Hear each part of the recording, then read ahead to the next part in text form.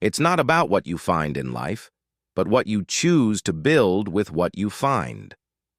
Years ago, an anonymous text appeared in the depths of the internet, impacting lives and inspiring profound changes in families and communities. It wasn't a simple diary. It was a life guide written with honesty and filled with reflections on forgiveness, trust, overcoming fear, and authentic spirituality. Over time, its teachings became a beacon for those seeking authenticity and purpose, but its author always remained a mystery. Today, that text has been organized and adapted to offer you clarity and depth. It's a map for introspection and an invitation to embrace who you truly are, to heal your wounds, and to build a legacy beyond doubts and shadows. Here you'll find an intimate conversation with your truths, an opportunity to rediscover life with a new perspective. Habits to Master Your Mind. The author. Unknown fear as an absence of light. It was an autumn afternoon, one of those where the wind seems to tell ancient stories, when I found myself reflecting on a topic that has been a constant in my life. Fear.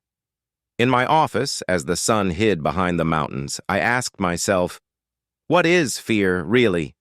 A simple question, but one with a powerful subtext that could define how we live and, more importantly, how we make our decisions. I've always believed that fear is nothing more than an absence, a lack of light, like the darkness that is dispelled by the simple spark of a candle. If you've ever felt trapped by fear, you know what I'm talking about. That feeling that every step forward becomes a leap into the unknown, where the mind is filled with unanswered questions. What if I fail? What if I'm not enough? What will people think of me? For years, I faced these questions as if they were impossible barriers to break, and like many, I hid behind excuses, trying to find reasons not to move forward.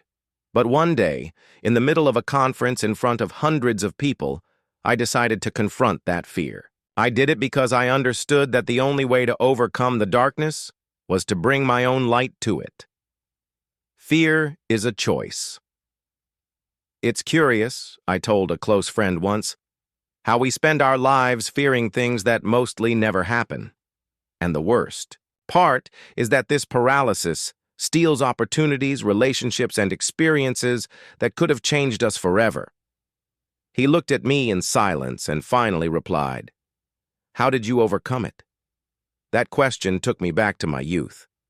I remembered the days when, young and inexperienced, I faced my own reflection and saw someone trapped by their insecurities. It was then that I decided to do something different. Stop fighting the darkness and start lighting small lights. I discovered that I didn't need to be brave all the time. I only needed to be brave enough to take one step at a time. Over the years, I learned that fear is a choice, one in which we unconsciously choose to focus on what could go wrong instead of what could go right. And the most surprising thing is that the moment we shift our focus, everything changes. It's possible that fear has no power if we simply decide not to give it importance. The light within you. It's in these moments of reflection that I ask myself, how many opportunities have we lost because of fear? Think about that for a second. The times you decided not to take a risk, not to speak, not to act, simply because fear whispered that you couldn't. And if there's one thing I've learned, it's that fear is just a whisper, but the light we carry within can be a shout that disarms any shadow. Once, during a trip to the mountains, I witnessed how nature teaches us great lessons. As I walked on a path surrounded by leafy trees, the sun began to set, and soon I found myself enveloped in an almost total darkness. For a moment, my mind played a trick on me. I felt the anxiety of not knowing where to go, until I remembered that I had a small flashlight in my backpack. Just one small ray of light was enough to illuminate my path, breaking the cycle. How many times have you felt this way, as if you were walking on an unknown path without seeing a single glimmer of clarity? And the key question is, where is your flashlight? We all carry one inside, even if we sometimes forget it. It can be a word of encouragement, a brave action, or simply remembering why you started. It's then that I realize that fear dissolves, to the same extent that one decides to move forward, even if only a little. In a conversation I had with a colleague years later, he confessed how he had stopped chasing his dreams because fear had stopped him. I asked him, "What would you have done differently if you hadn't felt fear?" His answer was a deep silence. Sometimes silence is the most eloquent answer. The light of courage. If you have ever felt fear, I invite you to ask yourself this question. What if fear is just a sign that you are about to grow? Because in my experience, the moments of greatest growth and greatest achievement were always preceded by an overwhelming fear. But instead of running away, I learned to embrace it like an old friend who was warning me that I was entering a new territory full of possibilities. I'm not telling you to ignore your fears, but to recognize them and then decide to light your inner light. Because deep down, fear is just a reminder of the greatness within you. It is the sign that you are living. On the edge of your comfort zone and on the other side of that edge is where the most transformative experiences are found. Life will always present darkness. It is inevitable. But what truly defines our destiny is not the presence of that darkness, but our ability to bring light to it. And the most beautiful thing is that this light does not come from the outside. It comes from within each of us. Now, I ask you, what would you do if you let go of fear? Because the real question is not whether you can, but whether you decide to light your light. The search for the self and true happiness. After understanding that fear is an absence of light, I was faced with an even deeper question. Who am I really? It was a question that resonated like an echo in my mind, especially during moments of silence when the hustle and bustle of life stopped and I was left alone with myself. I remember a particular day, walking through a park surrounded by tall trees and leaves that crunched under my feet. I had stopped in front of a small lake, and as I watched the reflection of the water, I asked myself, why do we look for happiness outside when perhaps everything we need is already within? The illusion of happiness. For years, I had pursued the idea of happiness. Like many, I believed that it was something to be achieved by getting more success, more money, more recognition. But the more I got, the more fleeting that feeling of happiness seemed. And it was in a conversation with a mentor that I understood something fundamental. He looked at me and said, "Happiness is not a destination. It is a state of being. The question is not what you need to be happy, but who you need to be to live in happiness." That phrase changed my life. Until then, I had been looking for happiness, as if it were a prize at the top of a mountain without realizing that I already had everything I needed within me. The journey within. I began to reflect on my life, on my achievements and my failures. I had reached goals that seemed impossible, but I felt that something was missing. I asked myself, why, despite everything, do I not feel complete? And it was then that I discovered that the problem was not external, but internal. Many times, life distracts us with bright lights that take us away from what really matters. We believe that by getting what we want, we will find the peace we long for. But the truth is that the self is not built with possessions, but with the clarity of knowing who you are in your essence. And what does that mean? It means that true happiness is found in aligning what you do with who you are. Discovering the self on one occasion, I attended a spiritual retreat in the mountains. The experience was revealing. Away from the distractions of daily life, I immersed myself in silence. I realized that the external noise had silenced my inner voice for a long time, and it was at that retreat where I discovered something fundamental. The self is a space where calm and authenticity meet. In one of the activities, the guide asked us to write a letter to our 10-year-ago self. It was a difficult but powerful exercise. As I wrote, I remembered the moments of doubt, fear, and seeking validation from others. And I asked myself, if I could go back, what would I say to myself? The answer was clear. You don't need to be perfect. You just need to be you. Throughout my life, I learned that happiness is overshadowed when we compare ourselves to others. How many times have we stopped to look at what others have, what they have achieved, and felt that we were missing something? As human beings, it is easy to fall into that trap. But what I discovered is that comparison is a silent thief of our joy. In a conference, someone from the audience asked me, "How can I stop feeling envious of others' success?" And I replied with a personal story. I remember a time when I used to focus on people who apparently had everything I wanted. I felt envy and frustration until one day, in a conversation with one of those successful models, he confessed that despite everything, he felt empty. That was a moment of revelation. I realized that it was not about what we possess, but about how we feel about what we have. True success is not having more, but needing less and being more. Happiness as a state of peace. In the end, I understood that true happiness was not something that could be achieved outside of me, but something that I had to cultivate within. It was a state of peace, an acceptance of who I was with my virtues and my imperfections. Happiness was not the absence of problems, but the ability to face them with a calm heart. Someone once asked me, "How can I find happiness?" My answer was simple: stop looking for it. Instead, start to know and love yourself as you are. Because in the end, happiness is not a goal on the horizon. It is a reflection of the peace you feel in the present. The role of the ego in modern life. After exploring the search for the self and true happiness, I began to notice an obstacle that stood between us and inner peace. The ego. That aspect of our personality that, often without our realizing it, dominates our thoughts, our decisions, and our actions. But what is the ego? And more importantly, how does it influence our daily lives?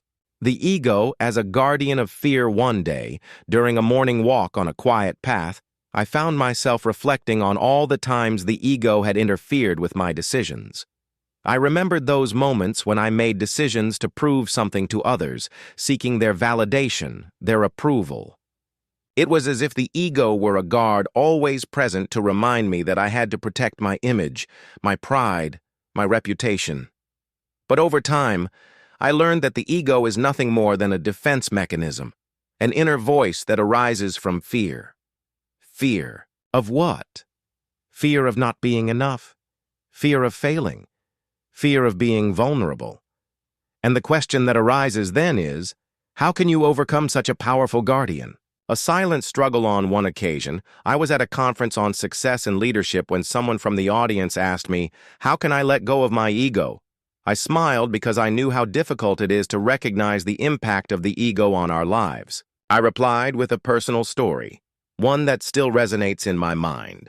A few years ago, when I was starting my career, my focus was completely on proving my worth.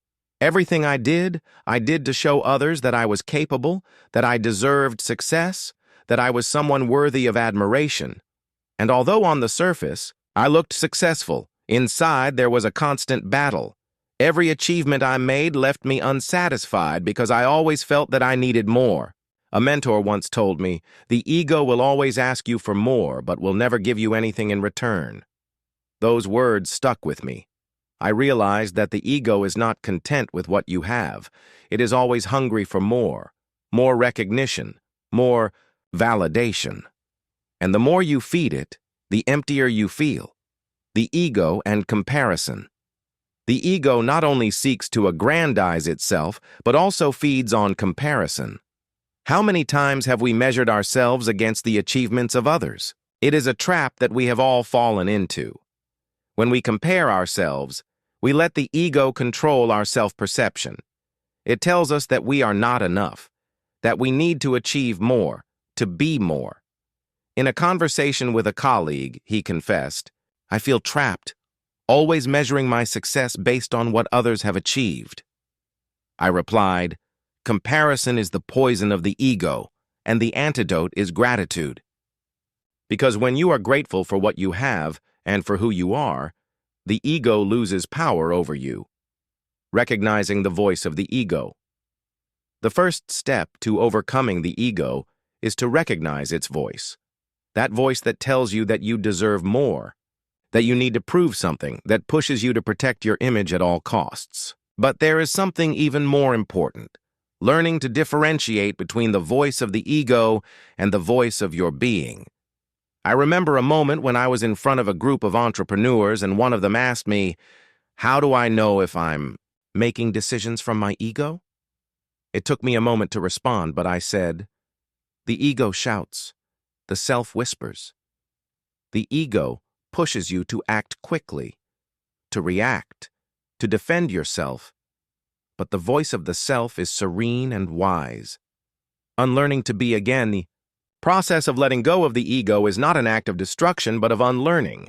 It is about letting go of beliefs and patterns that have kept us in a cycle of constant self-affirmation.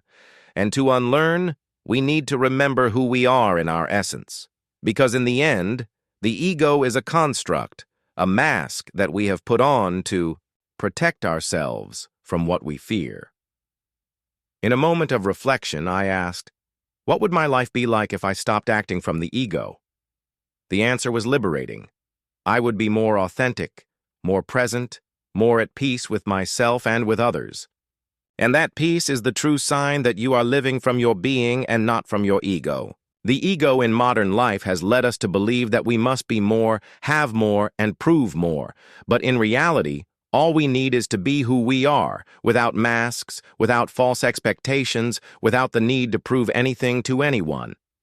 The power of human connection. After exploring the impact of the ego, I was faced with a question that was impossible to ignore. What is the true essence of human connection? This topic has fascinated me for years because I have always believed that success is not only measured by what you achieve, but by the deep relationships you build along the way. One morning as I walked through the city, I observed people passing by, each absorbed in their own world. Their faces were serious, their eyes avoided contact, and their bodies were in a hurry. I asked myself, at what point did we stop truly seeing each other? Because in modern life, it seems that we are more digitally connected, but more emotionally disconnected. Lack of connection and hidden loneliness.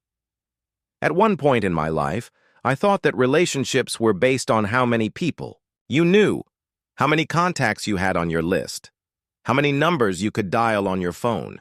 But the more I advanced in my career, the more I realized that true connection has nothing to do with numbers, but with the depth of shared moments.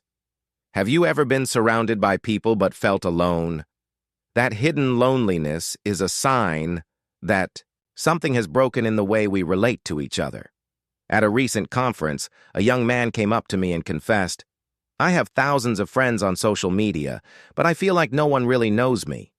His confession reminded me of something I had felt many years ago, when the pursuit of success made me lose sight of what really mattered: authentic connections. It took me time to realize that it's not about how many people you have around you, but about how many people can see your true self. Vulnerability as a door, learned through many experiences that human connection is built on vulnerability. And vulnerability is not a weakness. It is a door that opens to let others in. Why is it so difficult to be vulnerable? Because the ego tells us that we must protect ourselves, that showing our weaknesses makes us less. But the truth is that only when we lower our barriers can we create real bonds. I remember a meeting with a group of entrepreneurs. The conversation revolved around business, achievements, and goals, until one of them was encouraged to talk about his failures. In that instant, the atmosphere changed. Suddenly, successes were no longer the center of attention, and everyone began to share their challenges, their fears, and their mistakes. It was a moment of authentic connection, where we stopped being just professionals and began to be human. The why. Value of listening. In my career, I discovered that the secret to connecting with people is not in talking, but in listening. We live in a world where everyone wants to be heard, but few are willing to listen. When was the last time you really listened to someone without judging, without interrupting, just to understand? Deep listening is an act of generosity and empathy that has the power to transform any relationship.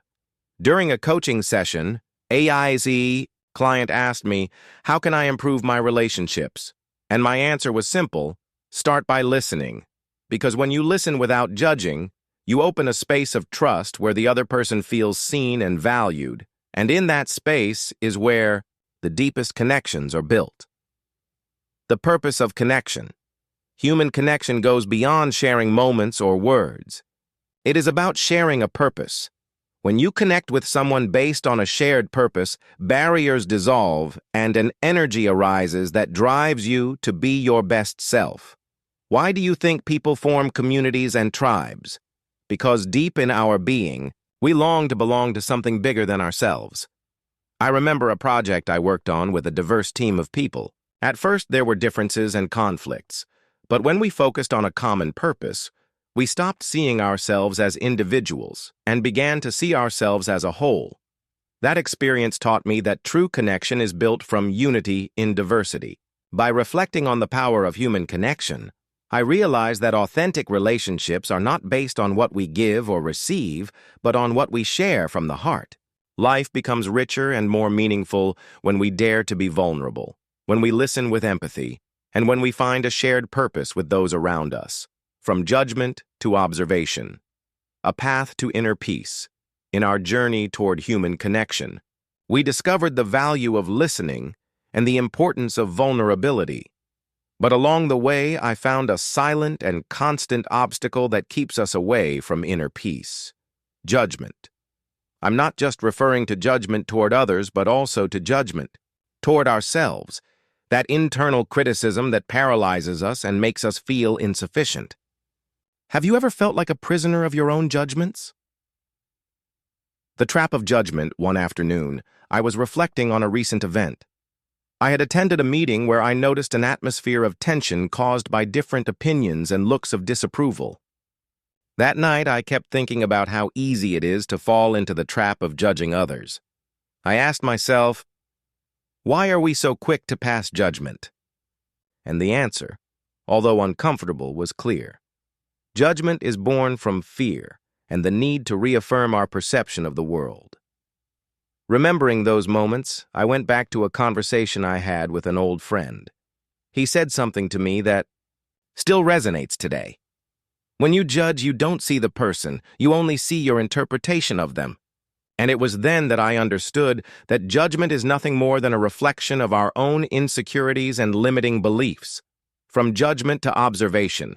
But how can we free ourselves from judgment? The key is to learn to observe instead of judging. Observation is the act of seeing without interpreting, of noticing without reacting. It's not about ignoring reality, but about seeing it as it is, without adding our own stories to it. I remember a day when I was meditating by a lake. I watched the waves break on the shore, one after another, without a clear pattern, but perfect, in their own disorder. In that moment, I realized that life is like that lake. If we try to control or interpret it, we lose the beauty of its natural movement. At a conference, someone asked me, "How can I stop judging others so much?" I replied, "Start by observing yourself. And what you see, look at it with compassion, because the only way to be compassionate with others is to learn to be compassionate with ourselves." Internal judgment, one of the biggest obstacles to inner peace, is the judgment we direct toward ourselves. That internal voice that tells us that we are not enough, that we should be better, that constantly reminds us of our failures and mistakes. Have you ever felt that you are your own worst critic? That critical voice is the echo of past experiences, unfulfilled expectations, and unnecessary comparisons. During a stage of my life, I realized that my biggest obstacle was not others, but my own perception of who I should be. I judged myself for not reaching certain standards, for not meeting the expectations of others. But one day, in a moment of introspection, I asked myself a question that changed my perspective. What if I don't have to be perfect to be happy? Practice self-observation. The journey to peace begins with self-observation. It is not about constantly analyzing yourself, but about being aware of your thoughts and emotions without judging them. Instead of telling yourself, "I'm failing again," simply observe, "I am feeling frustration right now." That small difference frees you from the burden of judgment and allows you to see things clearly. In a recent talk, a young man came up to me and asked, "How can I stop criticizing myself so much?" I said, "Start by noticing when you do it. And instead of punishing yourself for it, thank yourself for having noticed, because awareness is the first step toward transformation." The peace that comes from acceptance observation leads us to a place of acceptance, not acceptance of the negative, but acceptance of what is, of who we are, and of others as they are. When you stop trying to change everything and start to accept, a deep peace arises, a calm that does not depend on external circumstances. And that peace is the foundation of a full life. I remember a conversation with a woman who had gone through many difficulties in her life. She told me, "I can't stop thinking about everything I did wrong." I replied, "Don't define yourself by your mistakes. Define yourself by what you have learned from them." Because in the end, judgment keeps us trapped in the past, while observation frees us to live fully in the present. Moving from judgment to observation is a path that requires practice and patience, but its rewards are immense. Inner peace is not found by changing others or yourself, but by accepting that we are all imperfect, and that in that imperfection lies our beauty. Youth and its role in today's society. In this journey toward inner peace and the understanding of our life, there is a topic that I cannot ignore: youth. What does it mean to be young in a world that is changing so fast? This question has been on my mind for years, because youth, more than a stage, is a powerful force that has the potential to transform society, and yet it is often underestimated or misunderstood. The latent potential of youth. I remember a conversation with a brilliant young man, a dreamer full of energy and passion, but also full of doubts and insecurities. He looked into my eyes and asked, "How can I find my purpose in a society that doesn't seem to have a place for me?" That question touched my soul, because for years I have seen how youth struggles to be heard, to find their place, and to be valued, in a world that often clings to the old.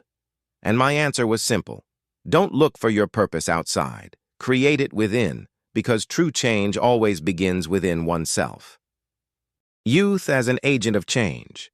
There is a unique power in youth, an ability to see the world not as it is, but as it could be.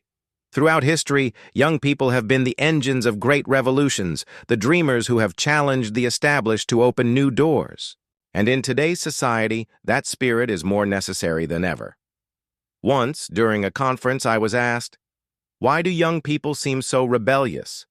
I smiled because I was asked that same question when I was young. I replied with conviction, "It's not rebellion. It's a passion for a better future, because in youth, there is a spark of nonconformity that, far from being destructive, can be the source of the most transformative creativity." The search for identity. Being young in today's society is not an easy task. We are immersed in a world of constant comparison, where social media shows us an edited version of reality and where the pressure to fit in is overwhelming. But being young does not mean conforming to what others expect, but discovering who you really are. In a recent talk, a teenager came up to me and confessed, "I feel lost, as if I don't fit in anywhere." I looked at him with compassion and said, "You don't need to fit in. You need to find yourself, because youth is not about following the expectations of others, but about exploring, making mistakes, and learning. Youth is the time to find your voice and dare to use it, even when it trembles. The challenge of stereotype society has a tendency to pigeonhole young people, to label them as immature, impatient, or disinterested. But these stereotypes are just a barrier that prevents us from seeing the greatness that exists in every young person. The truth is that youth is not a matter of age, but of spirit. In my career, I have worked with people of all ages, and something that has always surprised me is how some young people have a deep wisdom, while some adults have stopped questioning life. What does this teach us? It teaches us that age does not define your maturity or your ability to change the world. The role of youth in society: youth is not the future, it is the present, and its role in society is not to wait for its turn, but to create new opportunities, challenge the status quo, and propose new ways of seeing the world. How can young people find their purpose in today's society?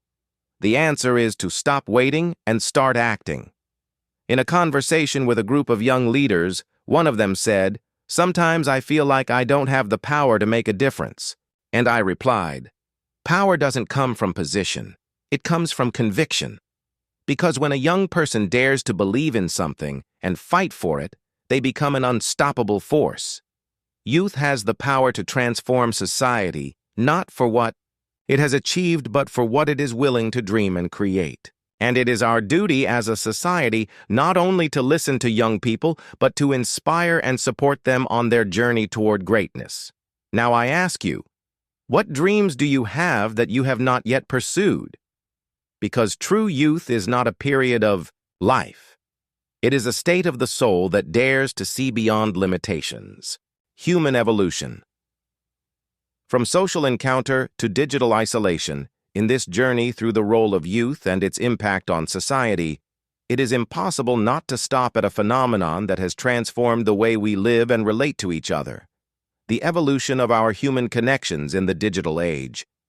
How have we gone from meeting face-to-face to communicating through screens, and more importantly, what have we gained and what have we lost along the way? The beginning of a new era. I remember a time not so long ago when social gatherings were not scheduled events, but part of our daily lives. We were part of a world where connection happened in the present, without notifications or distractions. But with the arrival of the digital age, something began to change. At first, it seemed like an extraordinary advance. Being in touch with loved ones on the other side of the world, sharing moments in real time, having unlimited access to information. What could go wrong? However, over time, I began to notice something curious. Interactions that were once deep and meaningful had now become brief and superficial. Conversations were reduced to text messages, emotions were filtered through emojis, and there was a constant search for approval through likes and comments. Isolation in a connected society. Once, in a talk with a group of young people, one of them told me, "I'm connected all the time, but I feel lonely." That confession struck me because I know it is not an isolated case. We live in an era where we are more connected than ever, but also more emotionally isolated. We have become spectators of the lives of others instead of active participants in our own stories. I wonder, when did we stop truly seeing each other? When did we go from being present to being absent? Translation to English. Although we may be physically in the same place, I believe the key lies in our evolution as human beings. As we have advanced technologically, we've forgotten our social essence, our innate desire to be heard, seen, and understood. The trap of digital isolation. In my experience, digital isolation doesn't happen overnight. It's a subtle process that begins with small habits: checking your phone during a conversation, postponing a call for a text message, seeking entertainment instead of connection. Have you noticed how many times we prefer to look at a screen instead of looking someone in the eye? I remember a family dinner where, looking around the table, I realized that everyone was immersed in their phones. It was a revealing moment. The technology that promised to bring us closer was actually separating us. And it was then that I realized it wasn't about rejecting technology, but about learning to use it consciously. The need for reconnection. At a conference, someone from the audience asked me, "How can we reconnect with others in this digital age?" My answer was simple. First, with yourself. Because digital isolation not only distances us from others, it also disconnects us from our own essence. We spend so much time looking outward, comparing ourselves, seeking external validation, that we forget to look inward. The key to reconnecting with others is to become fully present again. Turn off distractions and allow yourself to be in each moment. It's not about rejecting technology, but about us controlling it, not the other way around. And that begins with a change in perspective. Seeing technology as a tool, not a substitute for real life. The evolution toward conscious connection. Human evolution is not just about technological advances, but also about emotional growth. At this point in our history, we are challenged to take a step back and reevaluate our priorities. What's more important, having more connections or having deeper connections? In a conversation with a colleague, we reflected on how digital interactions have made us more reactive and less reflective. I told him, true evolution is not technological, it's emotional. Because the progress of humanity is not measured by the amount of information we can consume, but by the quality of the relationships we can build. Human evolution has taken us from deep encounters to digital connections. But that doesn't mean we have lost our ability to truly connect. We just need to remember it, practice it, and value it. Life is happening here and now, and the most meaningful connections are those created in the present with mindfulness and an open heart. Transforming relationships in the digital age. In this journey of human evolution, we've explored how the digital age has shaped our interactions and our way of seeing the world. But it's not enough to understand isolation. It's also necessary to understand how our relationships have changed and what we can do to restore their authenticity.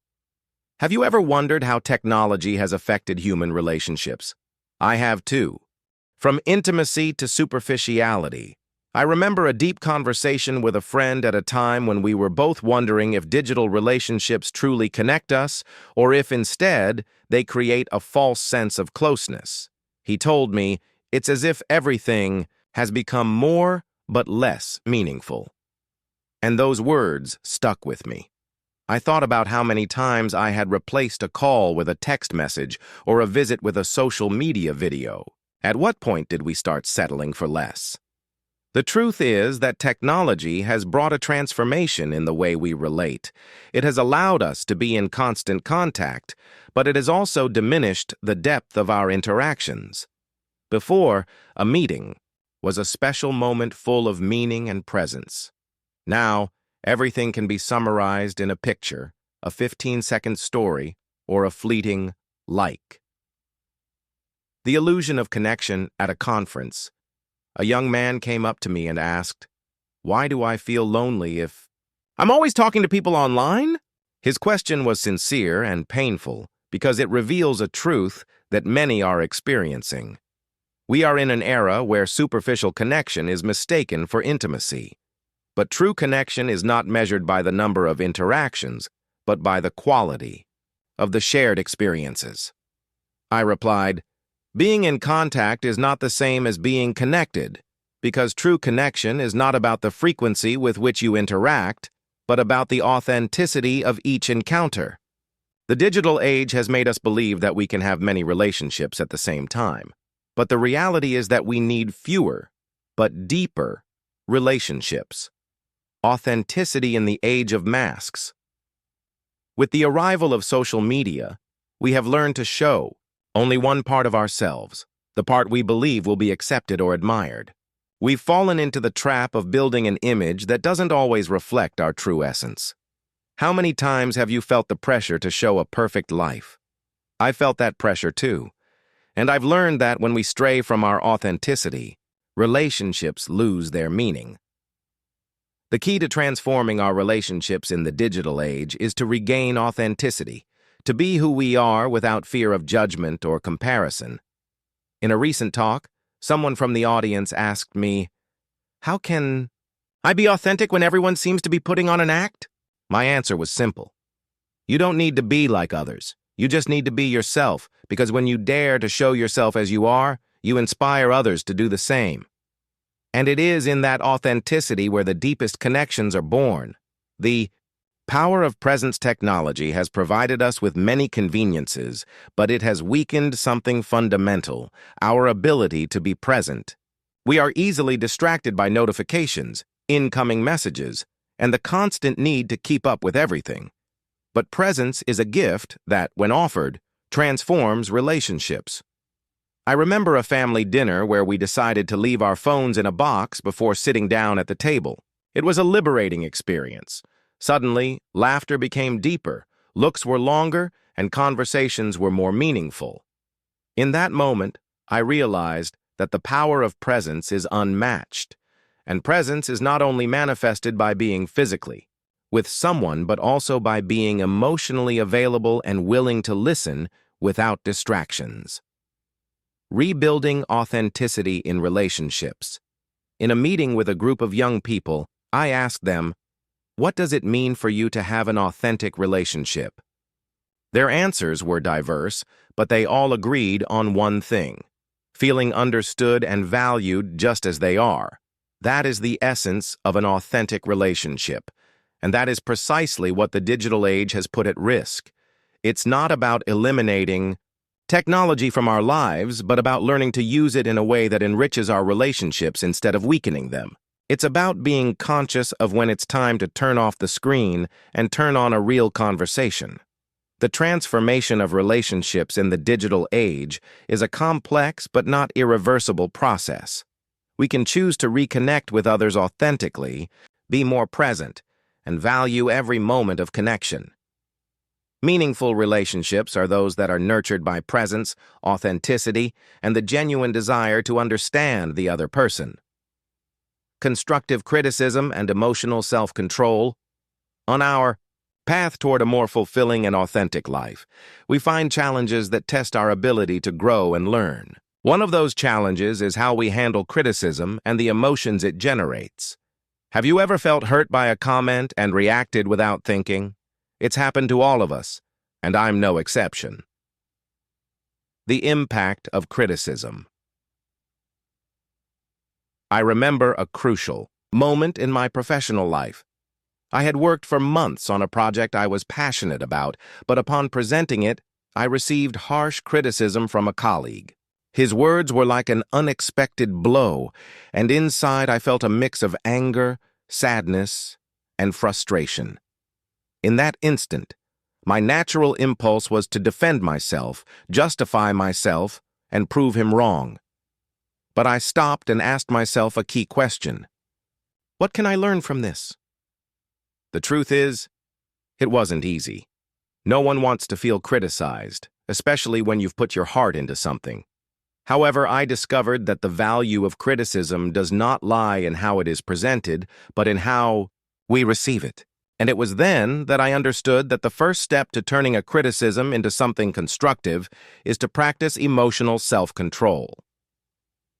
Reaction versus response on. One occasion during a workshop, someone asked me, "How can I stop reacting impulsively to criticism?" I reflected for a moment and replied, "The key is not to eliminate the emotion, but to manage it. Because emotions are natural, but we don't need to be slaves to them. We can feel anger, sadness, or disappointment, and at the same time, we can choose how to respond to those emotions. The difference between a reaction and a response lies in the space we create between the stimulus and the action. When you react on instinct, without thinking about the consequences. But when you respond, you consciously choose your behavior. In my case, I learned to pause, breathe, and remember that criticism doesn't define my worth. It just offers a different perspective. The art of receiving criticism. Once in a meeting with a group of entrepreneurs, one of them confessed, "I find it hard to receive criticism. I always feel like I'm being attacked. I understood perfectly how he felt, because I had also gone through that experience. But at that moment, I told him something that had changed my perspective. Criticism is an opportunity in disguise. And it's true, even if it doesn't always seem that way at first. Learning to receive criticism with grace and maturity is an art that is cultivated over time.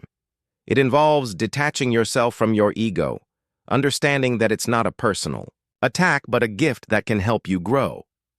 The key is to listen carefully, filter the information, and focus on what you can improve. Not all criticism will be fair or well-intentioned, but there is always something you can learn from it. Controlling emotion. In the midst of the storm, in my experience, one of the most valuable skills you can develop is emotional self-control. Because life will present you with many situations where you will be tempted to react impulsively, but true power lies in staying calm in the midst of the storm. Once during a public event, I received unexpected public criticism. I felt as if my face had suddenly turned red, and my mind began to fill with defensive responses. But in that moment, I remembered the importance of creating a space between emotion and response, so I took a deep breath, thanked them for the criticism, and promised to reflect on it. That small gesture transformed a potentially conflictive situation into an opportunity to demonstrate my leadership and emotional maturity. Turning criticism into action. In a conversation with a young leader, he told me, "I don't know how to act after receiving criticism. I feel paralyzed." I looked at him and replied, "Criticism is not an end. It's a new beginning." Because true transformation happens when you decide to take criticism and turn it into a momentum for improvement. When you receive criticism, ask yourself, what part of this criticism is true, and what can I do about it? Because even if it hurts, all criticism has the potential to show you something you hadn't seen in yourself. The key is not to take it as a sign of failure, but as a compass that indicates in which direction you should grow. Criticism is inevitable, but emotional self-control is a choice. We can let criticism tear us down, or we can use it as stepping stones to raise ourselves to a new level of growth. Life will always present us with challenges and unexpected comments, but what truly defines our character is not the absence of criticism, but the way we choose to respond to it. Now I ask you, what recent criticism can you transform into an opportunity to grow? Because true greatness is not found in perfection, but in the ability to learn and improve continuously. The science of attention and distraction in the modern age, on our journey toward authenticity and emotional self-control, there is a silent enemy that has become omnipresent in today's society: distraction. We live in an era where attention has become a valuable and scarce resource. Have you ever felt overwhelmed by so many things competing for your attention? I've felt it too, and I've learned that the key to living fully is to rediscover the power of conscious attention. The age of notifications. I remember one specific day, one of those when time seems to dissolve amid tasks and interruptions. I was working on an important project when suddenly my phone began to vibrate incessantly. First, an email notification, then a message, then a social media alert. Each vibration was like a silent thief that stole small moments of my attention. I realized that I had lost my focus and began to wonder, when did I stop controlling my attention? In a conversation with a friend, he commented, "I can never seem to fully concentrate on anything." And his comment resonated with me because I knew exactly what he meant. We live in a society that constantly bombards us with information, messages, and stimuli, and if we are not aware of it, we end up being victims of an endless cycle of distraction. The science of attention for years. I studied how the most successful people manage their time and their attention. What I discovered is that attention is not just a skill, it's a muscle that needs to be exercised. When we train our attention, we are able to stay focused on what really matters despite external distractions. But when we let our attention wander, we become more susceptible to immediate stimuli and less connected to our long-term goals. At a conference, someone asked me, "How can I regain my ability to concentrate?" I replied with a personal story. Some time ago, I realized that my mind was divided between multiple tasks, ideas, and worries. I felt that I was present everywhere except in the present moment. It was then that I decided to make a conscious change. Turn off notifications, create distraction-free spaces, and dedicate specific moments for reflection and planning. That simple act transformed my productivity and my mental clarity. Distraction as an escape. But there is something deeper behind distraction. Many times, distractions are not just external interruptions, but a reflection of our internal desire to escape from something. How many times have we reached for our phone to avoid facing a difficult task or an uncomfortable emotion? Distraction, in many cases, is a form of evasion. In a coaching session, a woman confessed to me, "Whenever I feel overwhelmed, I find myself checking my phone without thinking." I understood perfectly how she felt, because I had also used distraction as an escape. And it was then that I realized that attention is not only a tool for productivity, but a means to live consciously and face reality with courage. Attention as an act of love. I learned that attention is not just a matter of efficiency, it is an act of love toward yourself and toward others. When you decide to be fully present in a conversation, in a task, or in a moment of introspection, you are sending a clear message. This matters to me. Mindfulness is a way of honoring your commitments, your relationships, and your dreams. In a recent talk, a young man asked me, "How can I be more conscious in my daily life?" My answer was, start by doing one thing at a time and do it with all your heart. Because multitasking is a myth, and instead of doing more, we end up doing less and losing the opportunity to live each experience fully. Regaining the power of attention. The key to managing attention in the modern age is not to eliminate all distractions, but to be aware of them and make intentional decisions. It's about creating spaces for silence, for reflection, and for true connection. Because in a world that pushes us to do everything faster, the true value lies in doing it with purpose. In a conversation with a successful entrepreneur, I asked him, "What was the most important change you made in your life to improve your focus?" His answer was simple, but powerful. I stopped saying I was busy and started saying I was focused. Because being productive is not about doing more, but about doing what matters better. In this age of distractions, our greatest responsibility is to regain the power of our attention and use it to build the life we want to live. Conscious attention is the foundation for a full life, for authentic relationships, and for a clear purpose. Now I ask you, in what areas of your life do you need to focus your attention more? Because the quality of your life depends on the quality of your focus. The value of humility and openness to learning on. This journey toward a full and conscious life, there is a quality that I have come to value deeply: humility. Because I have learned that humility is not about being small, but about being big enough to keep learning. How many times have we stopped growing because we think we already know everything? The truth is that every moment, every person, and every situation can teach us something if we are only open to it. The illusion of knowledge. I remember a time in my life when I felt confident in my achievements. I thought I had reached a point where I knew enough to be successful. But it was precisely at that moment that life taught me a valuable lesson. During a work meeting, a colleague offered me a new perspective on a project I had been working on for months. Instead of listening and considering his point of view, my first reaction was to defend my position. Why? Because my pride would not allow me to admit that maybe there was something I wasn't seeing. Later, reflecting on that situation, I realized that my lack of humility had closed the door to an opportunity for growth, and I understood something fundamental. Pride prevents you from learning, while humility opens up infinite possibilities. Humility as a strength. At a conference, someone asked me, "How can I be humble without feeling less than others?" I smiled, because that question reveals a common misunderstanding about humility. Humility is not thinking less of yourself, it's thinking of yourself less.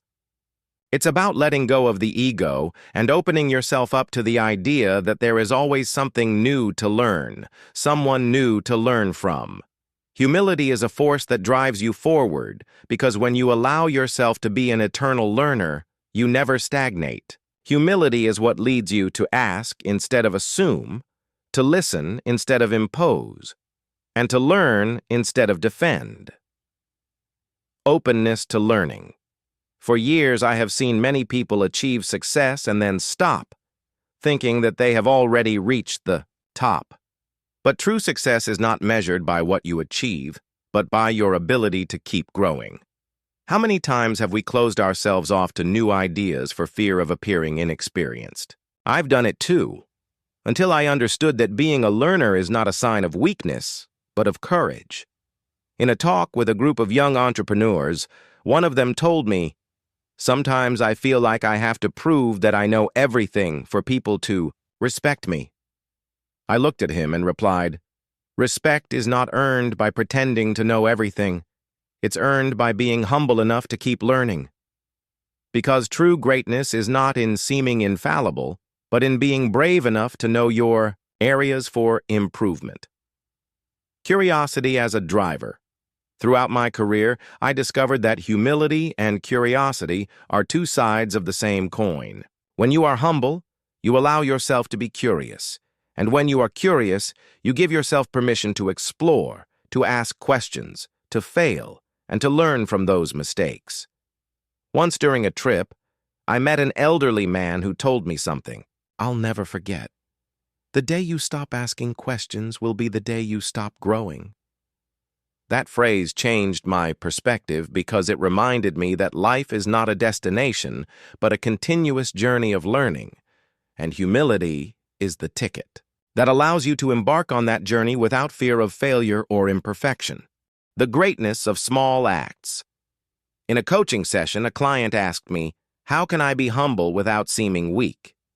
I reflected for a moment and replied, "Humility is not about diminishing yourself, but about elevating others." Because when you are humble, you recognize that every person has something valuable to contribute. Humility doesn't make you less strong, it makes you wiser. I remember a meeting where a young member of my team suggested an innovative idea. My first reaction was to think that I had a better solution, but instead of imposing my point of view, I decided to listen. And it was thanks to that openness that we discovered a much more effective strategy.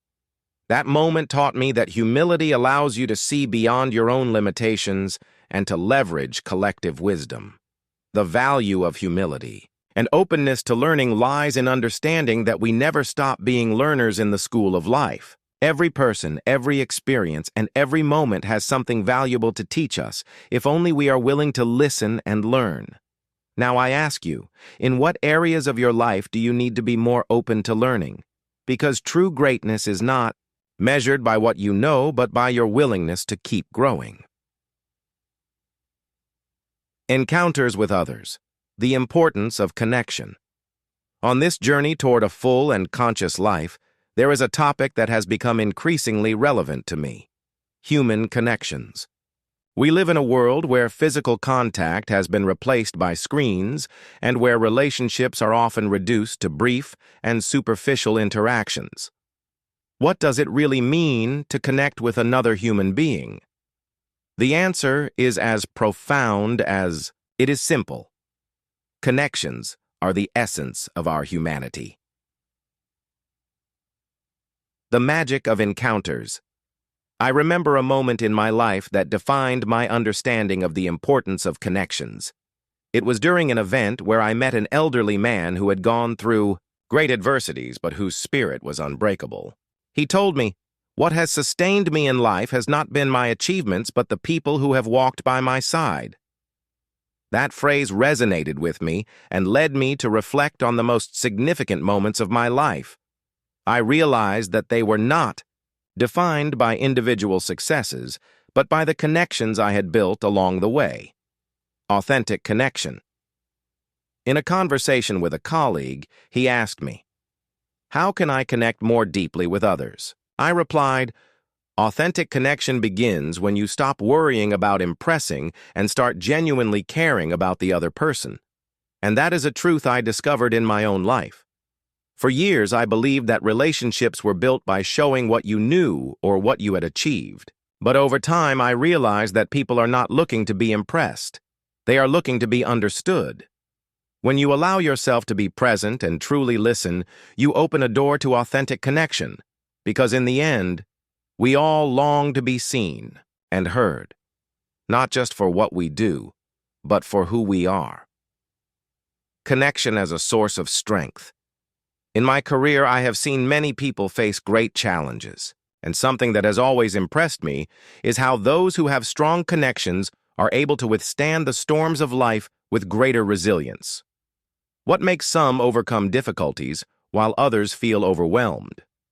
The answer is often found in the quality of their relationships. Once in a coaching session, a client confessed to me, "I feel lonely even when I'm surrounded by people." I understood perfectly how he felt, because at some point in my life, I had also felt that way. But what I discovered is that loneliness is not the absence of people, but the absence of authentic connections. And the way to build those connections is through vulnerability and trust.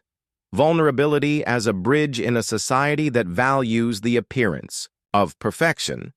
Being vulnerable can seem like a risk.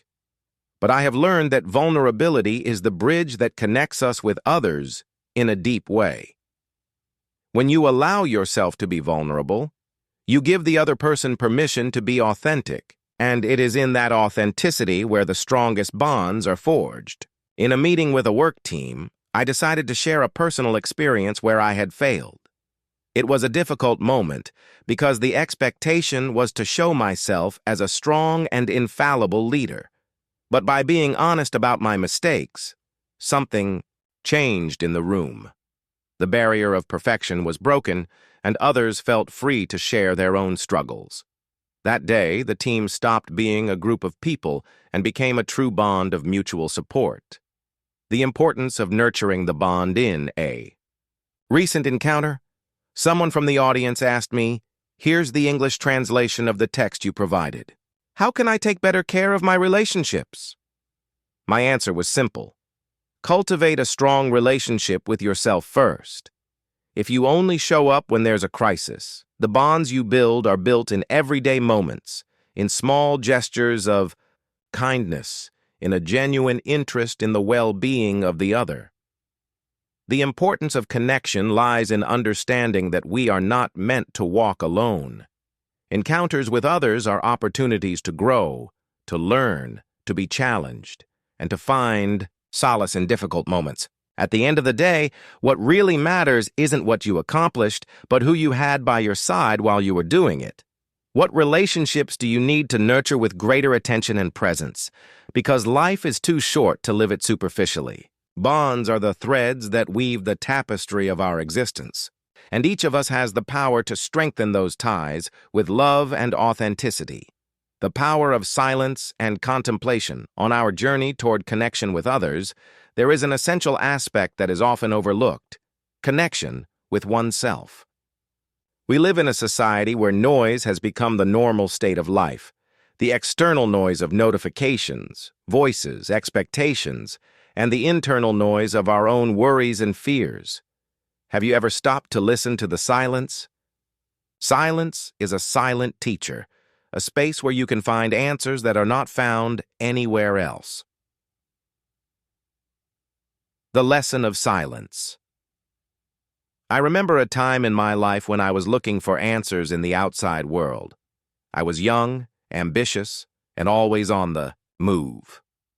I believed that the faster I moved, the more I would achieve. But over time, I realized that a part of me remained empty despite all the achievements, and it was then that I decided to take a break.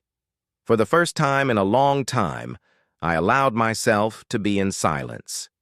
I decided to spend a weekend in the mountains, far from the hustle and bustle and responsibilities. In those days of solitude, I experienced something I had not felt before, a deep inner peace. And in that peace, powerful questions arose. Am I living in accordance with my values? What do I really want in my life? These were questions I had never allowed myself to ask in the midst of the noise. Contemplation as a path in. A conversation with a friend, he told me, "I don't know how to be in silence. It makes me uncomfortable." I understood him, because I had also felt that. Silence can be unsettling at first because it forces us to face ourselves, our doubts, and our fears. But I learned that the power of silence does not lie in the absence of noise, but in the presence of oneself. Contemplation is a powerful tool. It's not about simply doing nothing, but about creating a space to be fully present. When you allow yourself to contemplate, you begin to see the world with new eyes. You discover details that were previously unnoticed. You understand situations from a broader perspective, and you begin to see the path you want to follow with clarity. Noise as evasion. In a talk with a group of leaders, one of them asked me, "Why do we avoid silence?" My answer was direct. Because noise is a distraction, and silence forces us to face our truths. We live in an era where noise has become a form of escape, a way of avoiding facing our deepest concerns. We keep ourselves busy so as not to stop and feel, think, and reflect. I had also used noise as an evasion. Every time I felt insecure or lost, I sought to fill the void with more tasks, more commitments, more noise. But it was in silence that I finally found the peace I had longed for, because silence invites you to listen to your inner voice and to reconnect with your purpose. Contemplation and action. Something I have learned throughout my life is that contemplation is not in conflict with action. On the contrary, conscious contemplation is the basis of effective action.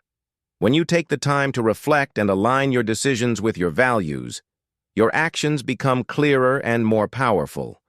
On one occasion during a retreat, a participant told me, "I find it hard to be in silence because I feel like I'm wasting time." I replied, "You're not wasting time.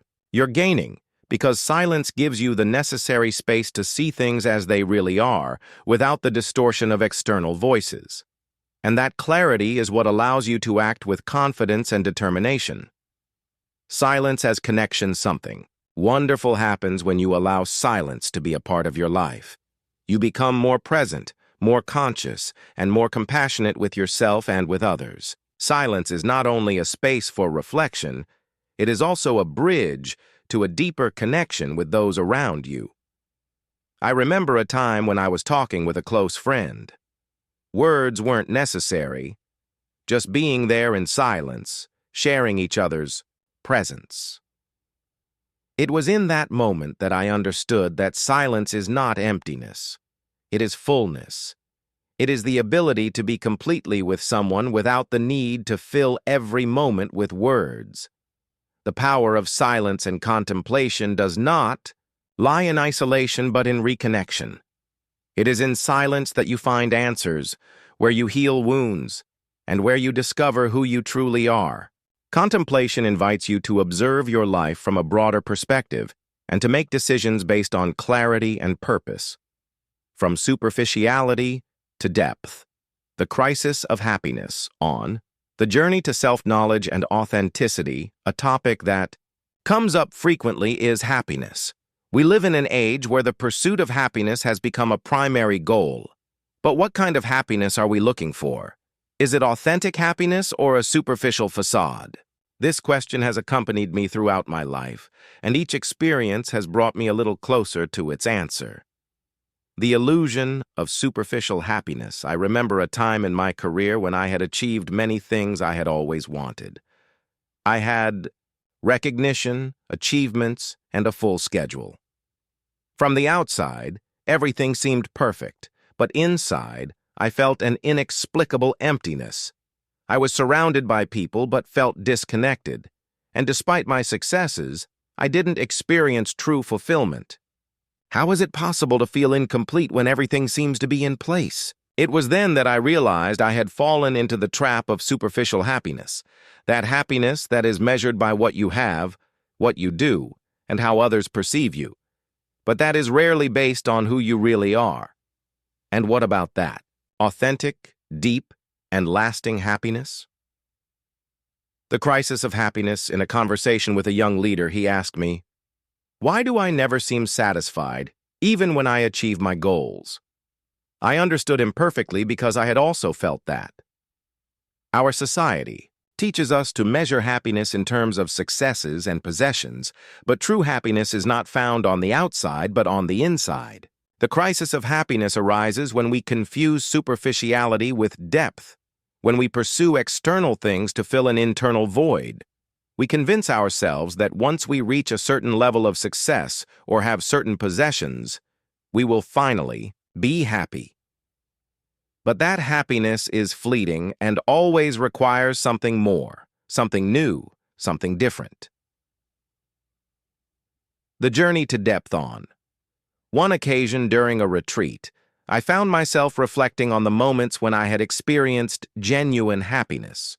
I realized that those moments were not related to external achievements but to deep experiences, a sincere conversation, an act of generosity, a moment of gratitude in solitude. True happiness is not something you look for. It is something you discover within yourself when you allow yourself to be fully authentic. Someone once asked me, "How can I go from a superficial life to a deeper one?" My answer was simple. Stop chasing happiness and start seeking meaning, because when your life has purpose, happiness becomes a natural consequence, not an unattainable goal. Superficiality as evasion. Something I have observed is that we often use superficiality as a form of evasion. We surround ourselves with things and achievements to avoid facing our doubts, fears, and insecurities. But the truth is that the internal void cannot be filled with external things. The only way to heal that void is to face it with honesty and courage. In a coaching session, a woman confessed, "I feel like I'm always busy but never satisfied." I replied, "Being busy is not the same as being fulfilled." And that's a difficult truth to accept, because the noise of modern life often distracts us from the things that truly matter. The key to moving from superficiality to depth is to pause and ask yourself, what do I really need in this moment? Depth in simplicity. Deep happiness is not found in the grandiose but in the simple. It is found in small moments of connection, in appreciating what you have, in gratitude for the things you cannot buy. It is found in the ability to be present, to be honest with yourself and with others, and to live with a sense of purpose. I remember a walk I took on a trail in the mountains. There was no technology, no plans, no expectations, just the sound of the wind and my own company. It was in that moment that I felt a deep peace, an authentic happiness that did not depend on anything external. It was in that simplicity where I found the depth I had been looking for. Moving from superficiality to depth is not an external change. It is an internal transformation. It is a commitment to yourself, to stop seeking validation and happiness in fleeting things, and to start building a life based on what truly fills your soul. True happiness is not a destination. It is a way of walking through life with your feet on the ground and your heart at peace. Now I ask you, in what areas of your life do you need to deepen more? Because happiness is not found in what you achieve, but in what you experience with authenticity and purpose. The art of response, reacting versus responding, our journey to a deeper and more meaningful life. I have realized that there is a fundamental difference between reacting and responding, and this difference can change not only the quality of our relationships, but also the way we experience each moment. Have you ever reacted impulsively to a situation and then regretted it? I have too, and I have learned that true wisdom is not in the quick reaction, but in the conscious response. The nature of reaction. I remember one particular day, in the middle of an important meeting, when one of my colleagues made a critical comment that I felt was a personal attack. My first reaction was to defend myself, justify myself, and hit back with sharp words. But at the last second, something stopped me.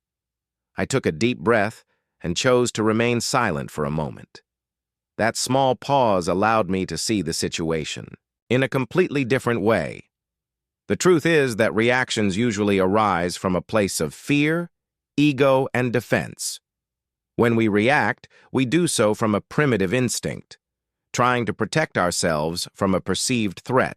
How many times have you said something in a moment of anger, only to wish you hadn't said it afterward?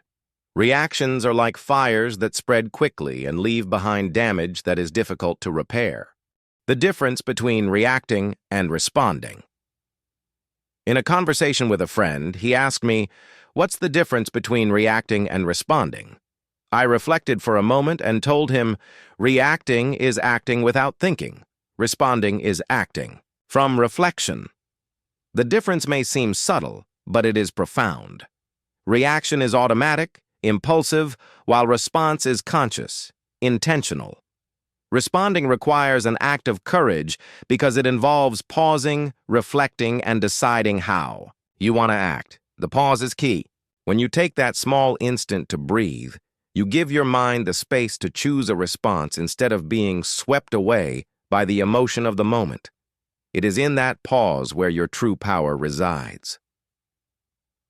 The wisdom of the pause.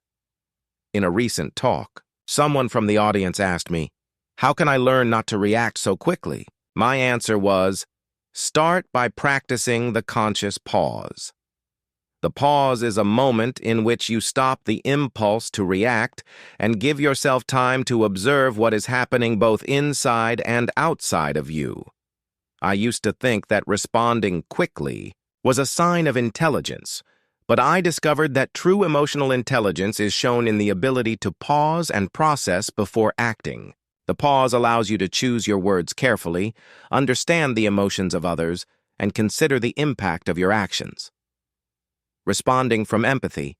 I learned that responding is not just about controlling your own emotions, but about being aware of the emotions of others. Empathy plays a fundamental role in how we choose to respond to a situation. When someone criticizes you or provokes you, it's easy to react from a place of defense. But if you choose to pause and see the situation from the other person's perspective, you can respond with compassion instead of resentment. I remember a moment when a member of my team made a constructive criticism. My first instinct was to react defensively, but I took a moment to breathe and put myself in his shoes. By doing so, I could see that his intentions were not harmful, but helpful. I chose to respond by thanking him for his honesty and acknowledging the value of his perspective. That small act of empathy transformed what could have been a conflict into an opportunity to strengthen our relationship. The beauty of a conscious response. Once during a family reunion, one of my loved ones made a painful comment. I felt a whirlwind of emotions inside me, and my mind was already preparing a sharp response. But I remembered the power of the pause and decided to simply listen. Instead of reacting, I responded from a place of openness and love. And what happened next was beautiful. Instead of escalating the conflict, we found a space to heal old wounds. That experience taught me that a conscious response has the power to transform any situation. When you choose to respond from compassion and consciousness, you create a space for understanding and forgiveness, both toward others and toward yourself. The art of response is not about avoiding emotions, but about honoring them and channeling them in a way that builds instead of destroys. Life will always present us with moments where the temptation to react will be strong, but true freedom resides in the ability to choose how you want to respond. Now I ask you, what current situation in your life requires a pause and a conscious response? Because in every moment you have the power to choose, and that choice is what defines not only your actions, but also your life. The self as the source of decisions. Throughout my life, I have learned that decisions are not only made with the mind, but also with the soul. We live in a society that teaches us to make decisions based on logic, on pros and cons, on what is safest or most convenient. But what happens when we make decisions based on who we really are? What happens when we allow our deepest self to guide our actions? The dichotomy between the mind and the self. I remember a crucial moment in my professional life. I had received a job offer that on paper was perfect. It had everything anyone would want: stability, prestige, and good financial compensation.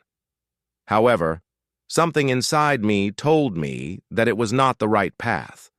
I found myself divided between logic and my intuition, and I asked myself, what decision would I make if I fully trusted myself? That question changed everything, because until then, I had made many decisions based on what I thought I should do, on what others expected of me, or on what seemed most logical.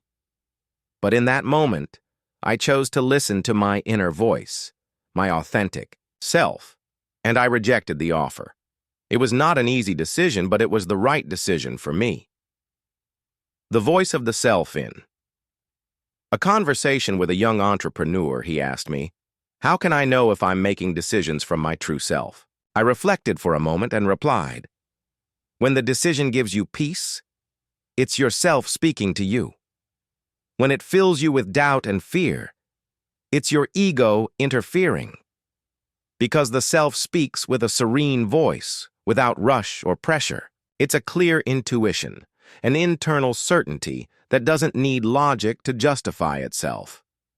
I have learned that the self is a source of infinite wisdom, and that trusting it requires courage. The mind will always seek certainty, control, and security, but the self seeks authenticity, purpose, and connection.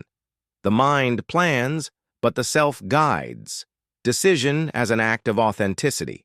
Once during a workshop, someone asked me, "How can I learn to trust my decisions more?" I replied, "Trust more in yourself and less in what others think, because confidence in your decisions does not come from always being right, but from acting from the authenticity of your being, knowing that every step, whether it's a success or a mistake, is part of your growth."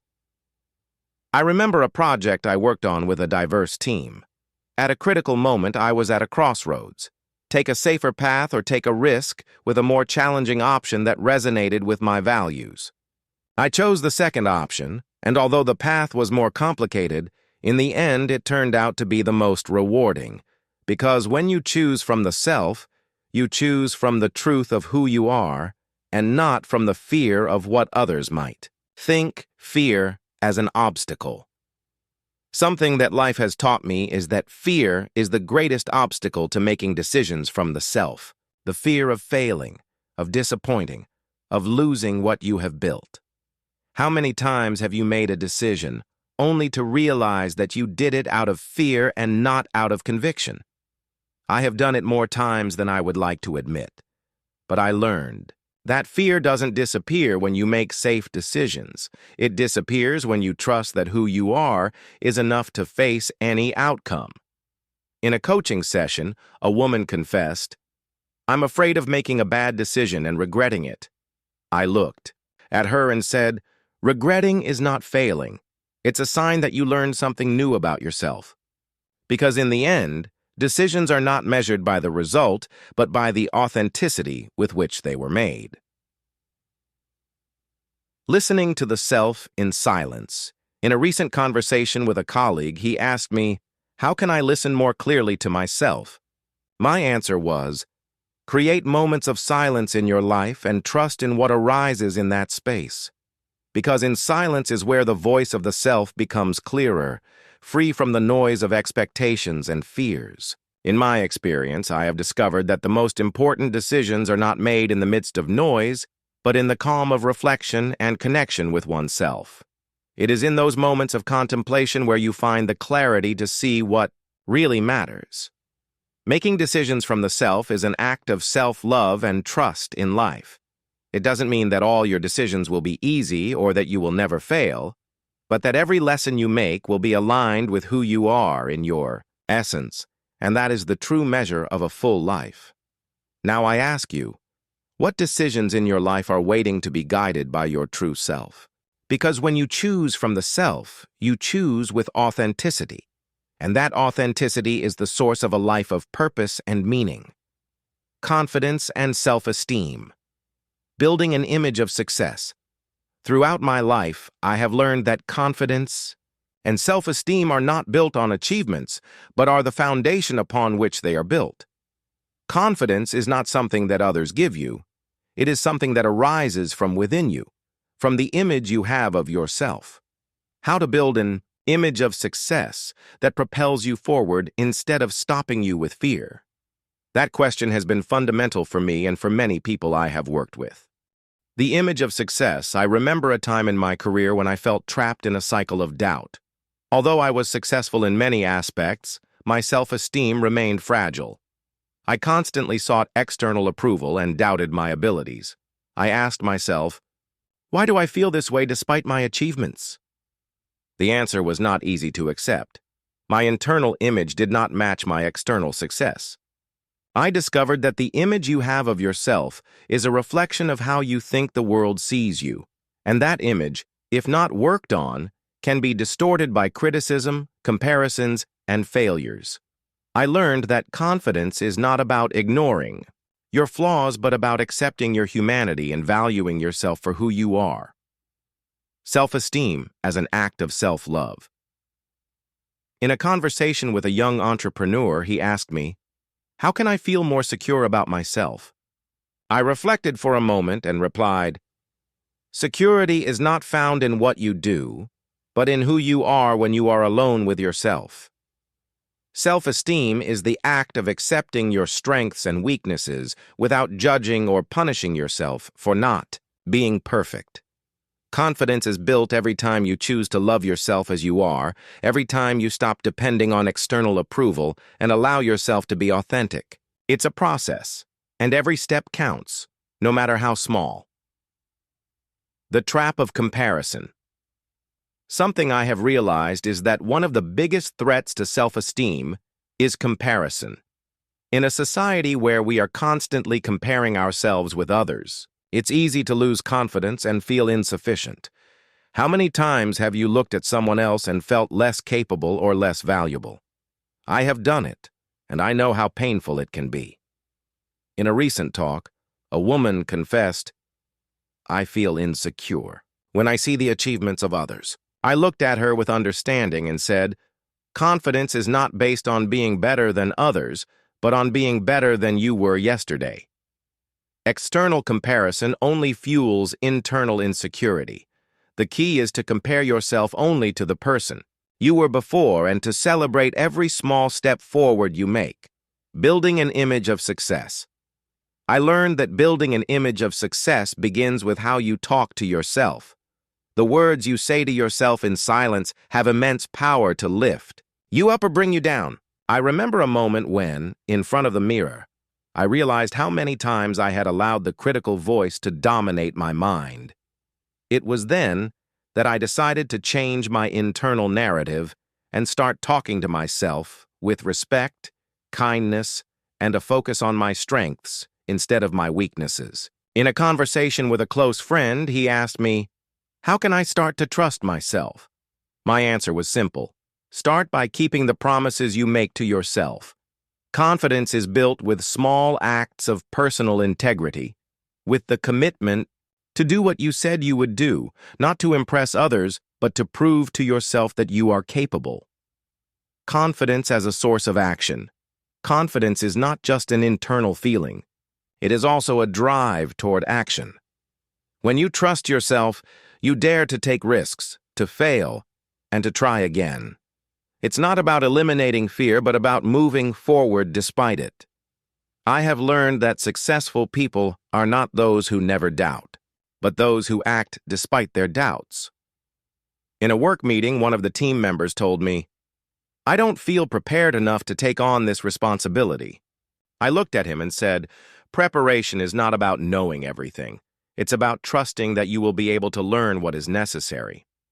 Because confidence is not a final state. It is a continuous journey of growth and self-discovery. Building an image of success begins within you. It's about valuing yourself for who you are, celebrating your achievements without belittling your mistakes, and stopping comparing yourself with others. True confidence and self-esteem are not built from the outside, but from the constant act of loving, respecting, and choosing to grow every day. Now I ask you, what promises do you need to keep to yourself to strengthen your confidence?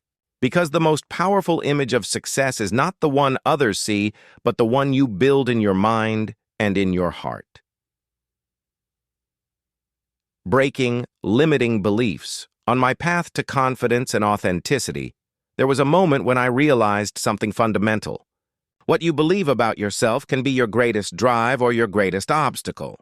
How many times have you told yourself, "I can't," or "I'm not enough"? Limiting beliefs are those ideas that take root in our minds and prevent us from seeing what we are truly capable of achieving, and breaking them requires courage, awareness, and a deep desire to grow. The origin of limiting beliefs. I remember one specific day in my youth when I faced an unexpected criticism.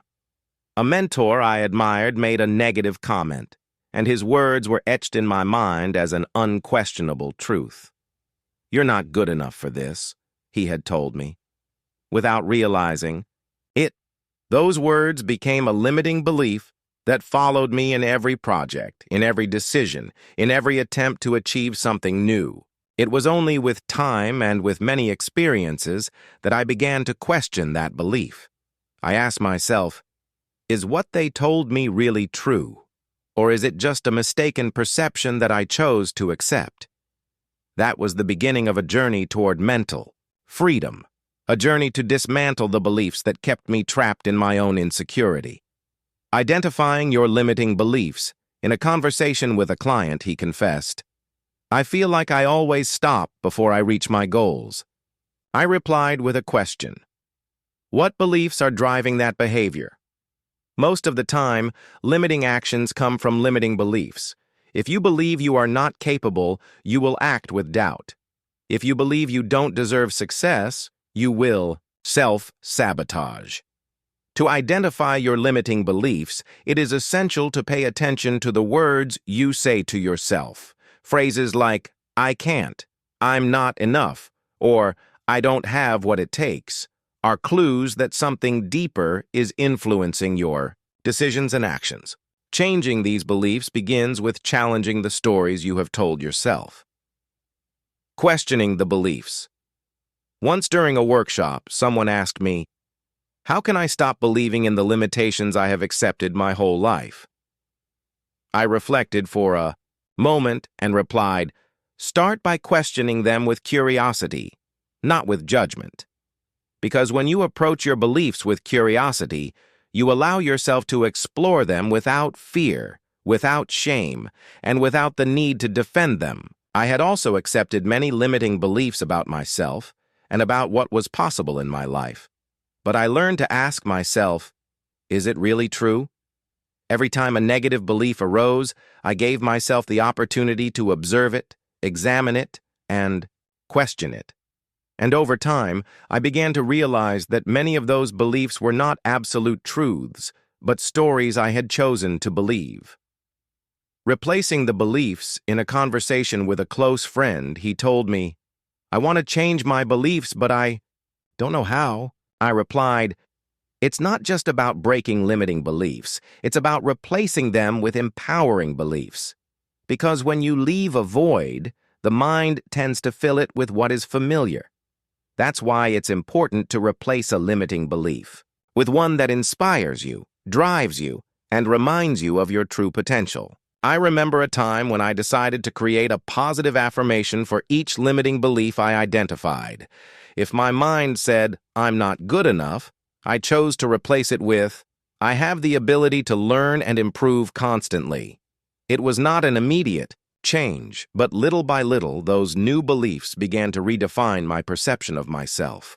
Something I've learned is that breaking beliefs is an act of courage and self-love. It requires you to face the ideas that have kept you in a box and choose to free yourself from them, even if it's uncomfortable at first. Limiting beliefs feel safe because they're familiar, but holding on to them means denying yourself the opportunity to grow and discover new parts of yourself. In a coaching session, a woman confessed, "I'm afraid to change my beliefs because I don't know who I'll be without them." I looked at her with compassion and said, "You won't be someone new. You'll be who you've always been underneath those beliefs." Because breaking limiting beliefs is not about becoming someone else, but about returning to your essence, to your true self.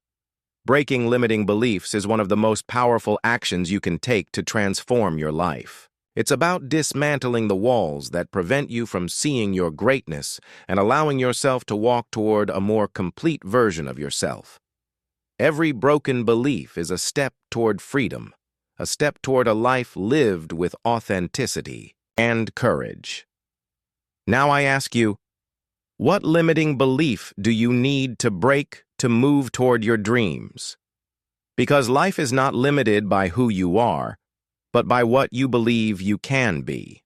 Forgiveness as healing for the soul. On my path toward authenticity and personal growth, there is a topic that has deeply touched my life: forgiveness.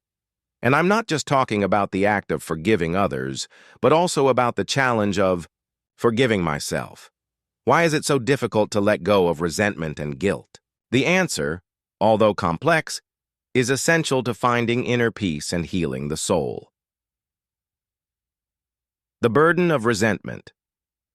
I remember an experience that deeply marked my life. It was with someone close to me who had disappointed and hurt me at a time when I most needed support. For months, I carried the weight of resentment with me, thinking that by clinging to that pain, I was somehow doing justice to what had happened. But all I was doing was chaining myself to the past and consuming my energy in an invisible battle. One day, in the middle of an honest conversation with a friend, I asked myself, who am I really punishing with this resentment? The truth was painful to accept. I was only punishing myself. It was then that I began to understand that forgiveness is not a gift for others, but a gift for oneself. Because resentment is like a poison you drink, hoping it will affect the other person, but it only destroys you. The decision to forgive, in a conversation with a client, he told me, "I can't forgive someone who has done so much harm to me." I looked at him with compassion and replied, "Forgiveness is not an act of justice. It is an act of liberation, because by forgiving, you're not saying that what happened was right, but that you choose not to carry that pain anymore." I have learned that forgiveness is not a single event, but a process. It begins with the conscious decision to let go of resentment and continues with the daily commitment to free yourself from the past. And that process requires time, patience, and above all, a deep self-love. Forgiving is not forgetting. At a conference, someone asked me, "How can I forgive without forgetting what they did to me?" I reflected for a moment and replied, "Forgiveness is not about erasing the past, but about freeing yourself from the weight it carries. Because forgetting is not always possible or necessarily desirable. Wounds leave scars, and those scars are reminders of our strength and growth. Forgiving does not mean that you have to trust the person who hurt you again, or that you have to minimize what happened. Forgiving is deciding that the past will have no power over your present. It's allowing yourself to heal without waiting for an apology or a change in the other person.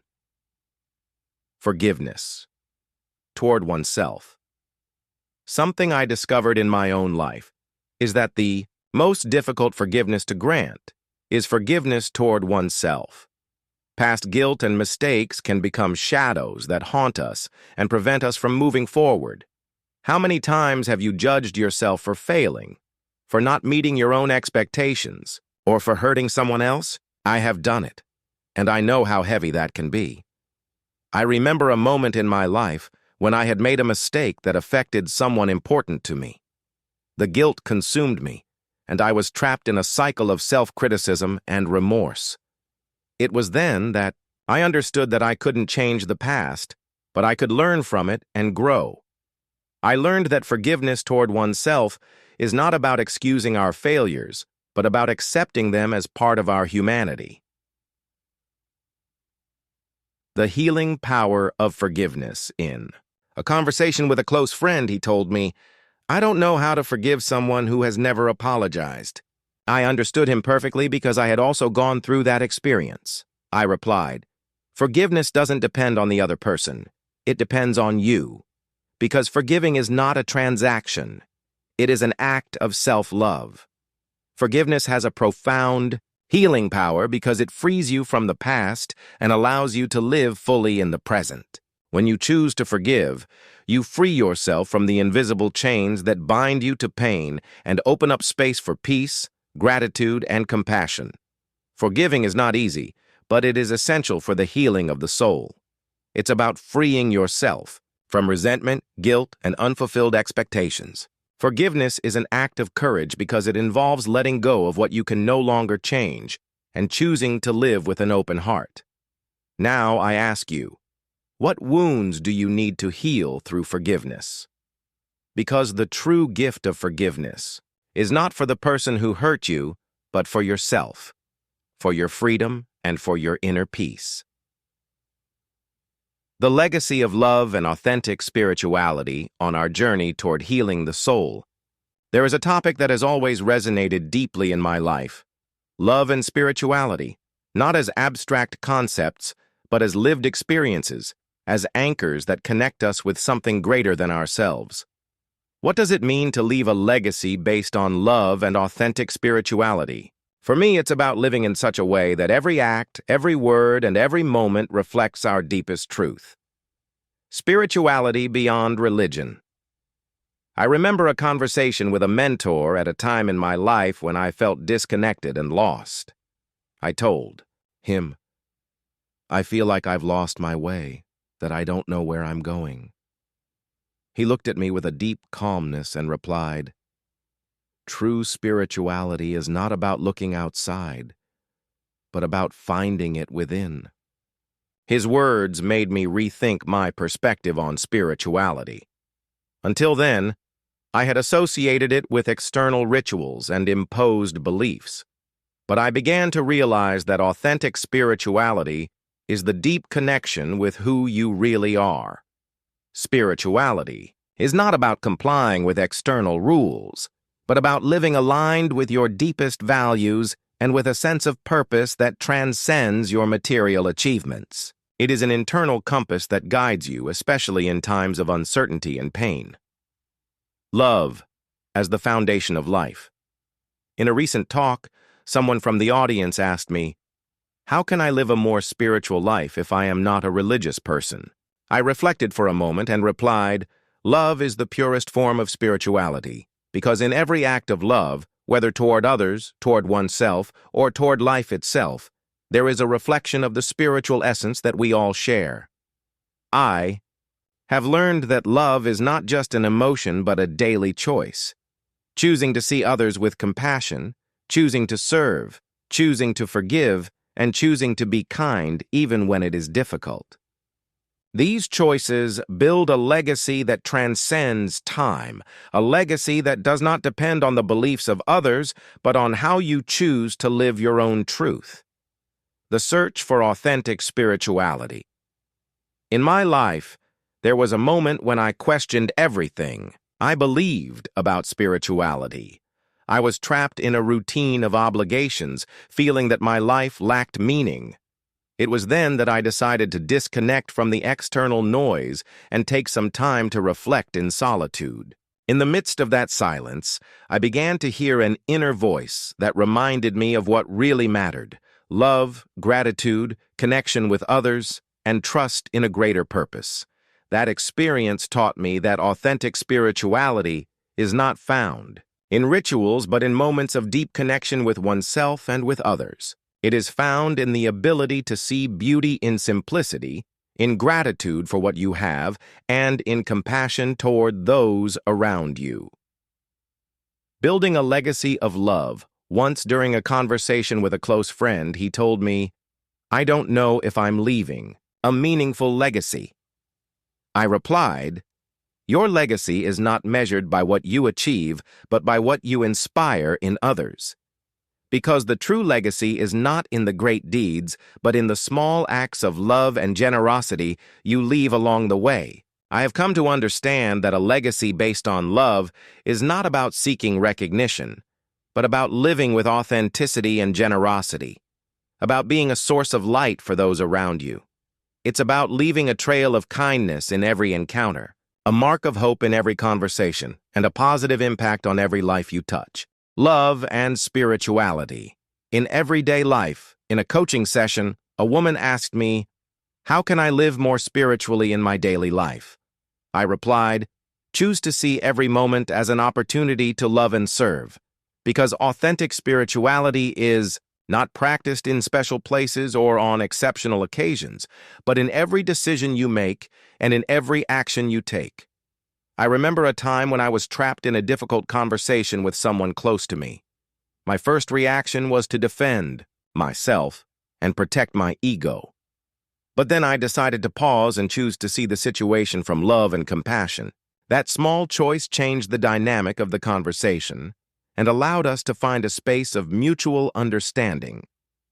The legacy of love and authentic spirituality is not something you build with grandiose words or heroic acts, but with the humility of being who you really are and serving others with sincerity. It's about choosing to live with an open heart, finding meaning in every day, and being a source of peace for those around you. Now I ask you, what legacy of love and spirituality do you want to leave in the world? Because the true legacy is not in what you accumulate, but in what you share from the depths of your being. If this audiobook has inspired you, imagine what you can discover with so much more. Don't let knowledge and spiritual growth stop here. Explore our complete playlist and immerse yourself in more transformative wisdom. And if you truly want to elevate your life from different points of view on spirituality, I invite you to visit my channel, Chronicle of Knowledge, where you will find in-depth spiritual content to continue expanding your mind and your being. Don't miss the opportunity to continue transforming your reality. Take the next step now. Thank you very much.